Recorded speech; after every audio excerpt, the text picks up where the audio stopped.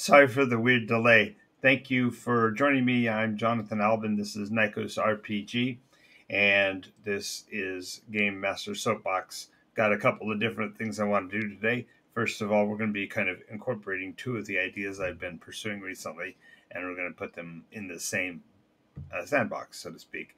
So today we're going to have our usual rant. I've got a question I placed up on the board, and then I'm going to answer it, and then once we're done with that, I do want to take a few minutes and talk about some news nuggets you need to know about Nikos. So we will do an incorporation between the two shows. So if you're looking for that content, it'll be happening almost immediately after this one. And if you want looking for this portion, then here we are. Alrighty. So the question I have today for you all is, why have RPG games changed? Why have role-playing games changed so much in the last 40 years? Why have there been such drastic changes in not only the method of play, but even the reasons for play?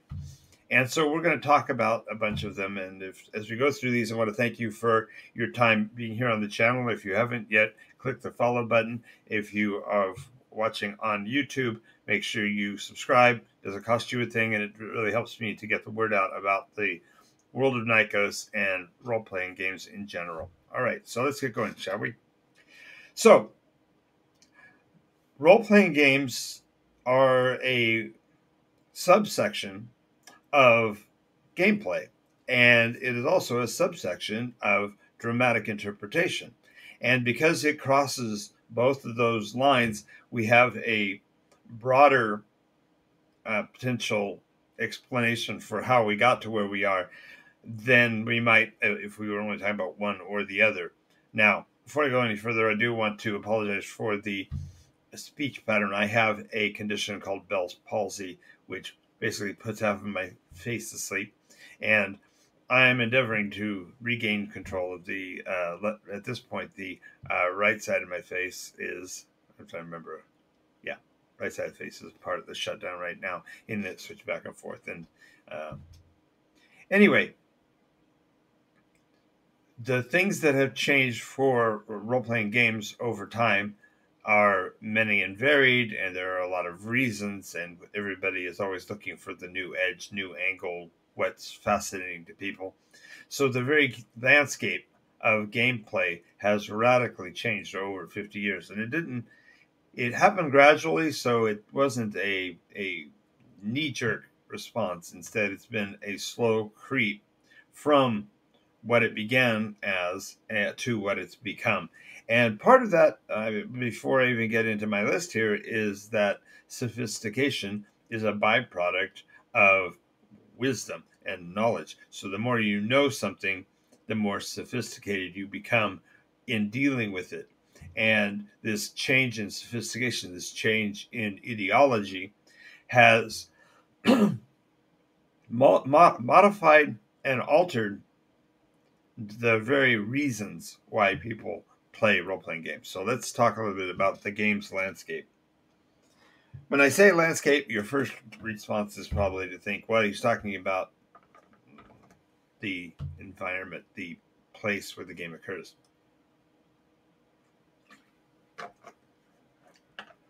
But I'm actually speaking of the landscape in terms of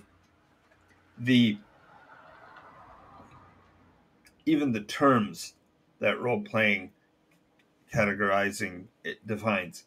So, for example, you say a game master or a dungeon master or a storyteller. Those words each have different meanings, and each of them applies somewhat to the story that is going on. But it also means that other terms, like the very term player or character or persona or token, or even in the more extreme cases, the tune, starts to change and shape the way people experience or play the game. So, for example, in the early days, back when I was a beginning player 50 years ago, almost, the concept of playing in a role-play game was literally you would create the persona, the character sheet, And then you would try to determine how, given the numbers that were put down on the paper, you were going to portray that person. And you didn't change the numbers. You never modified them. You rolled them in a certain order, and then you played the persona that came from them.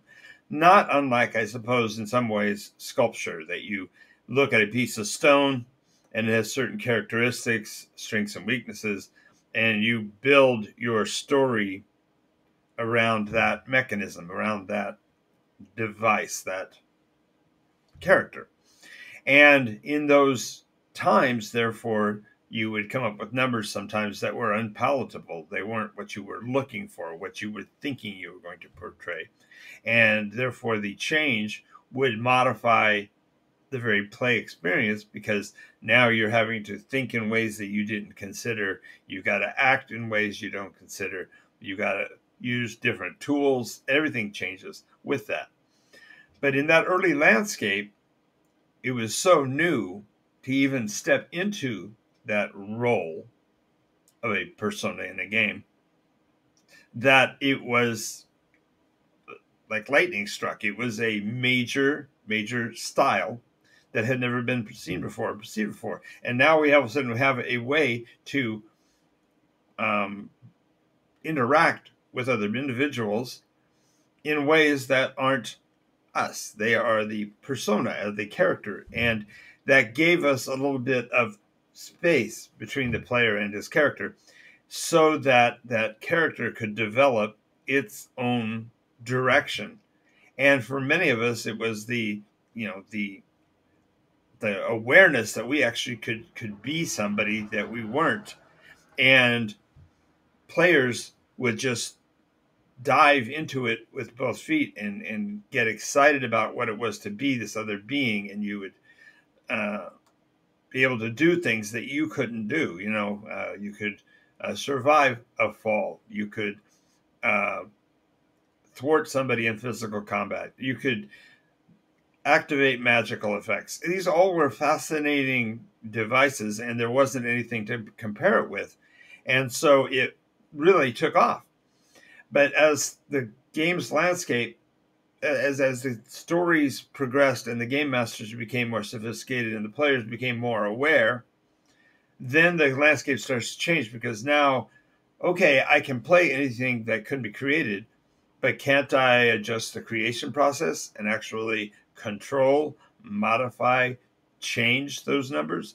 And within a short period of time, games were relenting. They were writing the rules so that it said, well, instead of saying, roll these numbers, this has to be the order you play it in. We don't want any dissatisfaction. We don't want players that are confused or unhappy. So we'll just change the mechanics and allow you to modify the order of the numbers, or maybe let you re-roll certain numbers.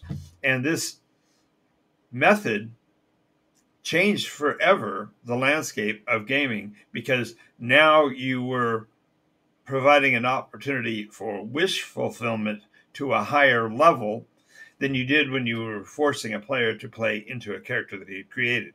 And this change in the landscape therefore changed the very mechanic. People became more aware of the rules. They became interested in how the interaction between the rules would occur.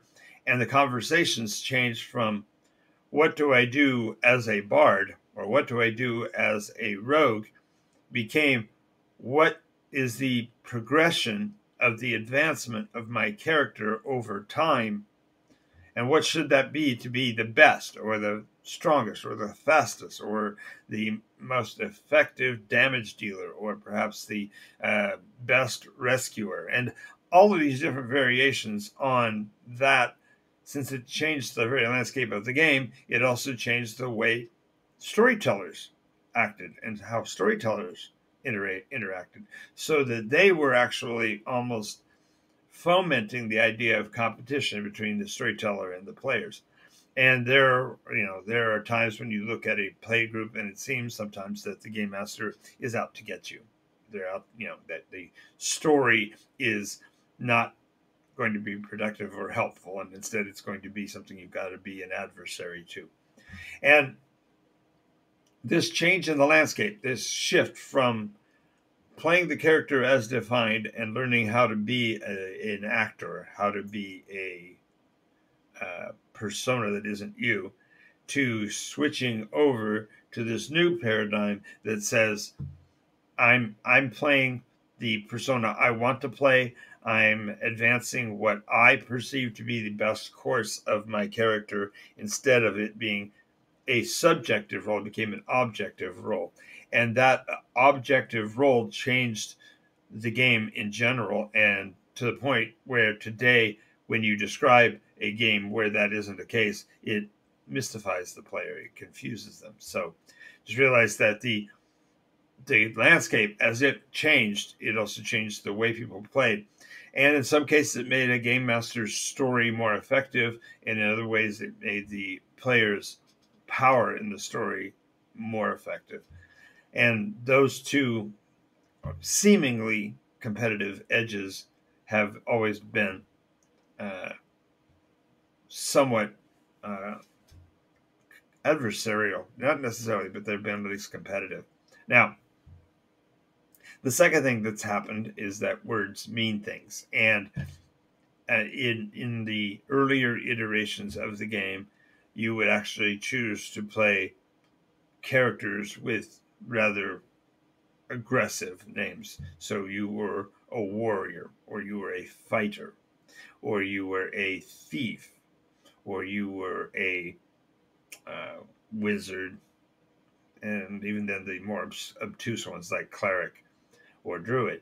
And these words have meanings, and as you go along, players who are participating in the game either comprehend what the words mean and then understand the context, or they don't know what the words mean and take things out of context.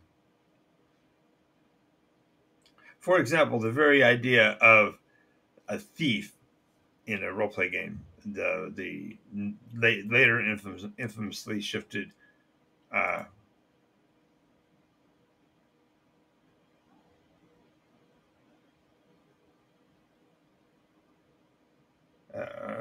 yeah, three different things going on here at the same time. Sorry about that.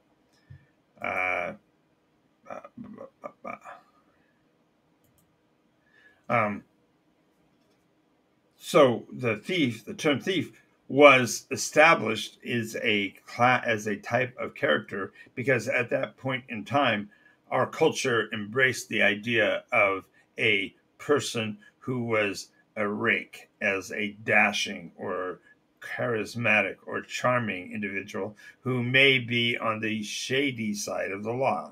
In other words, he might be willing to utilize particular skills to scale a wall and enter a room from an upper level. It's like a story man. And perhaps has skills and the penchant to shoplift or things like this.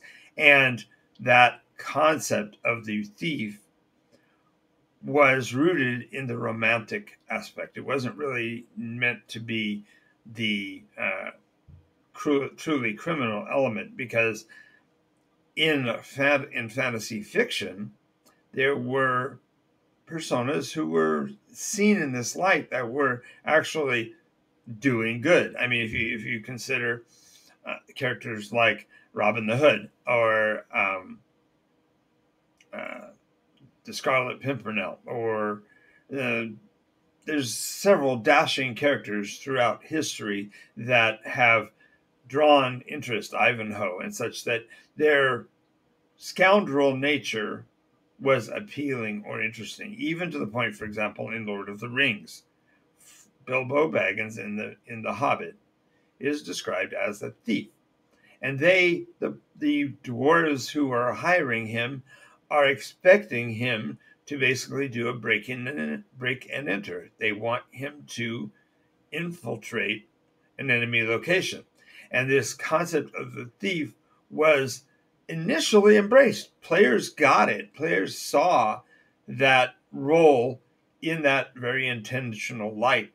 And over time, as the game grew closer to mass popularity, that word lost favor the idea of playing someone who was a thief, I mean, we could then hide, for example, the other more aggressive words, like, for example, the idea of a warrior, the one who engages in warfare, or a fighter. We can now give him new words that do not carry this same connotation. And instead of defending the root of the words that we were using, we abrogated those words for other words. So a fighter becomes a champion. Well, what is a champion but somebody who wins in fighting?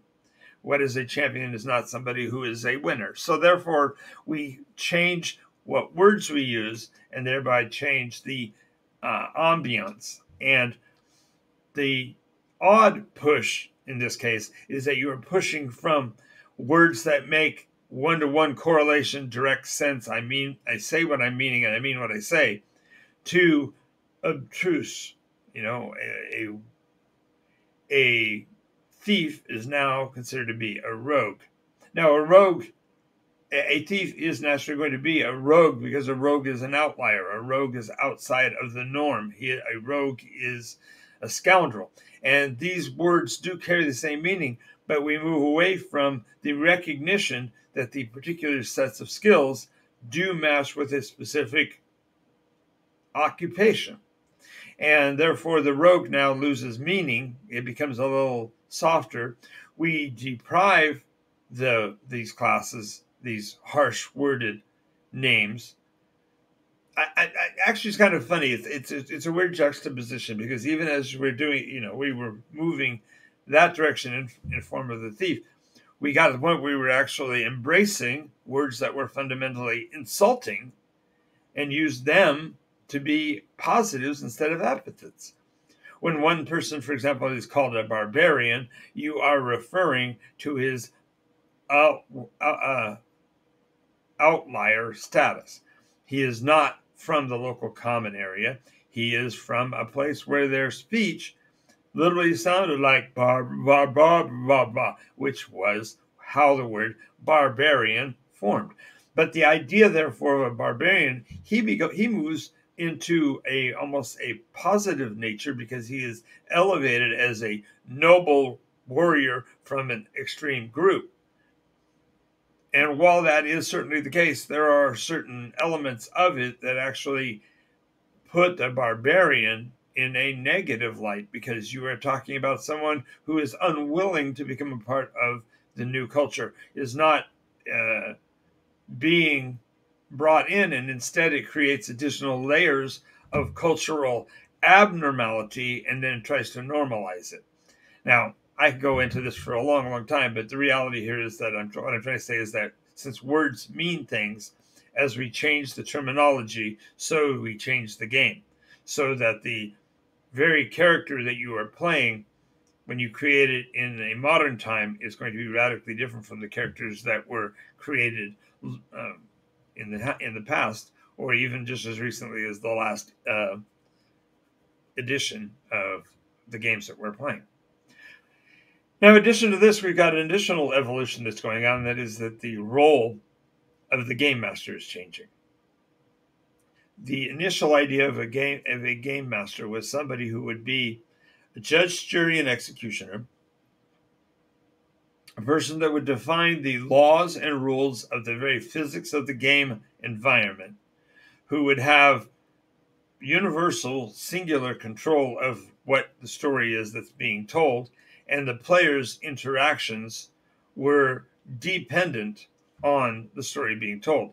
Now, that concept of a storyteller as the game master radically changed over time because the number of rules in the game kept ratcheting up. There's an economy of concept that just keeps moving up, get a little more difficult, a little more. And it has to do with sophistication again. But the idea is that the game master is adapting his world now to fit into the norms of the rule system as the rule system becomes more static.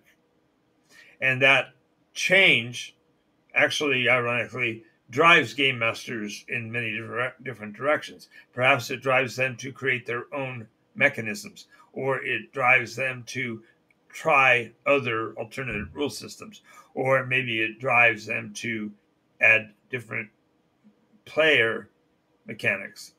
In all those ways, he's trying to establish what his actual role is. And so the evolution of a game master, even in the descriptions given in the game master's guides for the various titles and editions of roleplay games, has changed over time. And that evolution has led to persons who are involved in being game masters today who have a very different position on the very job than people who started, say back when I did.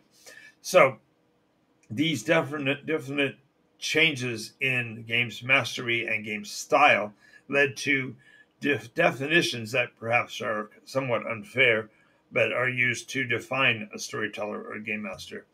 They are called a railroader if they have a strong central story and are resistant to players driving the story off of that course. They're called a sandbox person if they literally sit back and just become a judge and are literally sitting on the sidelines letting the players push whatever story elements that they want. And then this then turns into a huge discussion on what are the elements of role play that we are looking for. And because the variances in games mastery changes the way we interact, the games masters have changed the game in like fashion by defining themselves by these characteristics or pushing back against those definitions.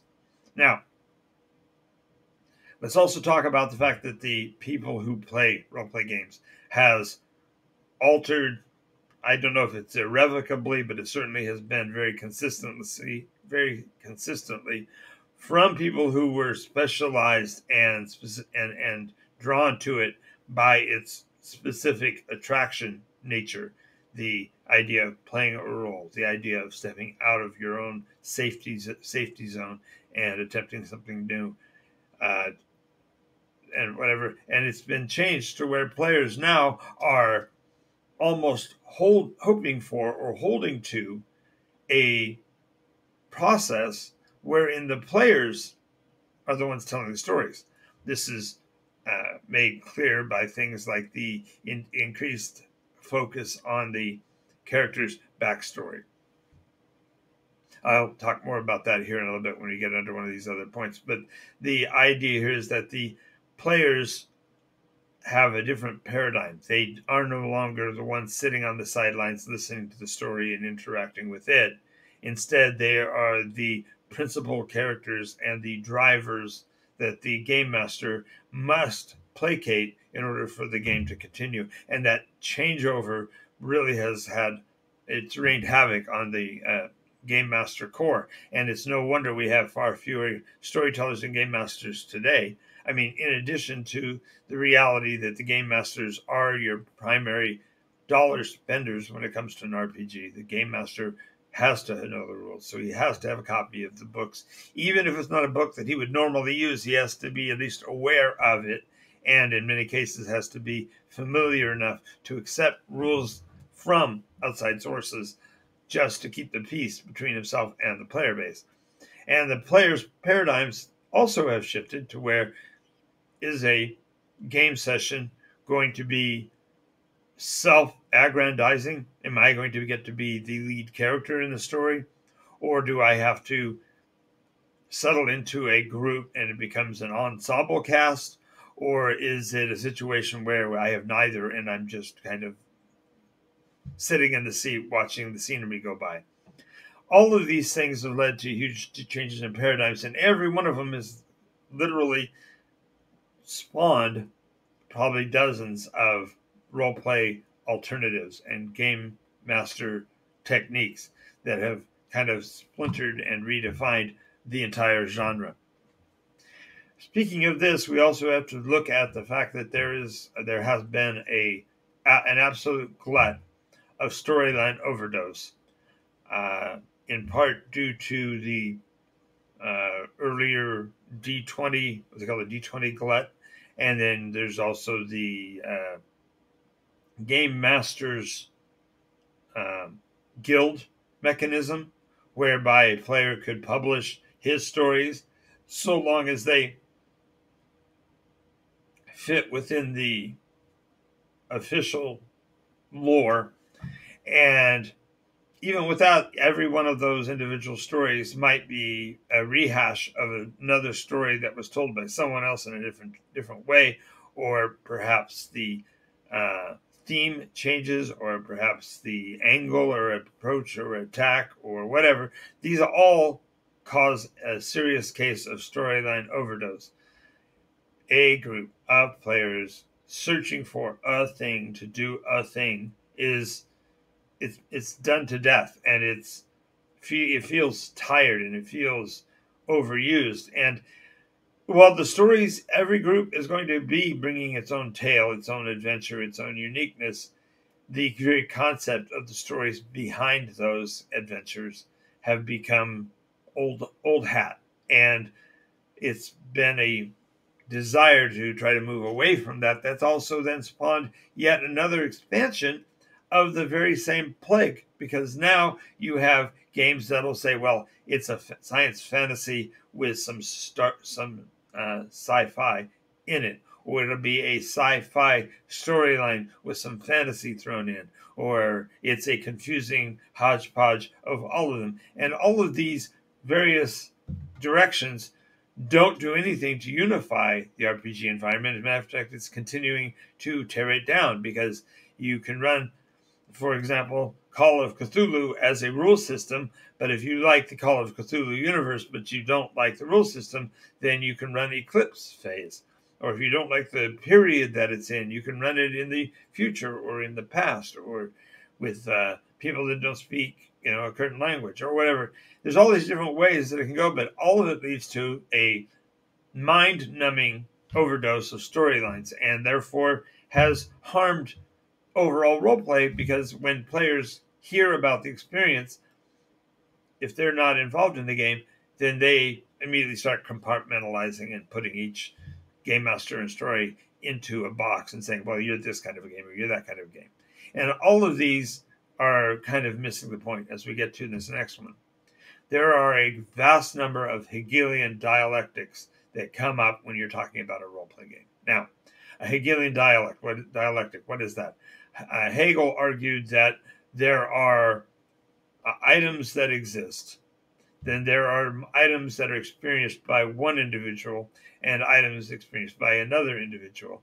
And the Hegelian dialectic says that it's impossible for you and I in the same room with a cup to determine whether the cup is half full, half empty, all full, completely empty, whatever, because despite my position and your position, there sits the cup.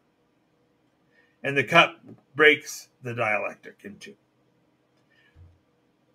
The problem with an Hegelian dialectic is that that very process obviates any truth, and it obliterates the ability for there to be a consensus. There's no way to tell a story in a way that another person can experience it, and experience it differently than they would have had they not heard it from you. And this false sense of perfection, that a player can be just as right as the game master, even though they are on differing sides of an opinion, this butts itself into the very mechanisms, because what's a success roll? Why is a success roll on a D20 better or worse than a success roll made on a D6? And it really doesn't, right? You would think, well, it really doesn't matter. They're both decisions and they're both defined by a die roll. But they are argued by both sides as being better or worse, more efficient, less efficient, more agency, less agency, more realistic, more less realistic. All of these dialectics do everything they can to change the landscape, the environment of role-play games. Now, all of that has led to a realization in the case of many of us that numbers are important to a role-play game, and I don't think there's anybody that would argue with me that the numeric value, the numeric mechanisms of a role-play system determine its reality, its cinematic appearance, its fun. And having said that, then it's a matter of realizing that if the numbers are important, then there may not be as many Hegelian dialectics as we think. If we are going to say that there is success and there's going to be a failure, we need to have a way to see that rapidly and efficiently. And the importance of the numbers becomes a deal breaker and a problem to the world when you actually look at the way numbers affect players. Early versions of Dungeons and Dragons, for example, had armor class expressed as a descending value, that the more effective your armor was, the lower the number became. And this was spawned by something that was a mnemonic device for remembering how the rules worked, and that was the term THACO. And those of you that have heard the term are probably now rolling your eyes going, why are we bringing up THACO? In this day and age, everyone knows what THACO is. Well, I don't think everybody does. THACO is an acronym for 2-hit armor class 0. So it should be actually THAC 0, but we don't talk that way. So it's THAC and then a 0. Anyway, the 2-hit armor class 0 rule was a universal rule that would allow any player at any time to determine what they as a player need on a die roll to succeed or fail on their attack.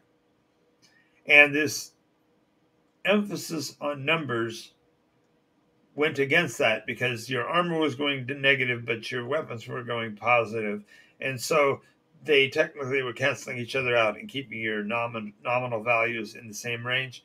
Mechanically, that was too much gymnastics for the later edition of Dungeons and Dragons to actually play with. And so they withdrew THACO and inverted the armor class. What this did, therefore, is put both armor class and weapons on the same course, on the same projected arc. And that meant that as you improved, your numbers would always go up. And it still takes mental gymnastics to go, I'm rolling this and I'm adding this modifier and I'm hitting this armor class. And then just knowing that the armor class value is going to exceed your attack values by about 5 so that there is a numerical progression.